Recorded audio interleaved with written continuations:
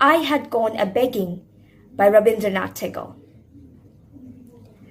I had gone a-begging from door to door in the village path when thy golden chariot appeared in the distance like a gorgeous dream.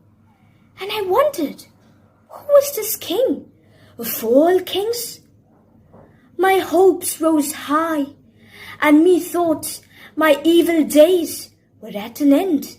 And I stood waiting for alms to be given unasked, and for wealth scattered on all sides in the dust. The chariot stopped where I stood. Thy glance fell on me, and thou earnest down with a smile. I felt that the luck of my life had come at last. Then of a sudden, thou didst hold out thy right hand and say, "What hast thou to give to me?" Ah, what a kingly jest was it to open thy palm to a beggar to beg.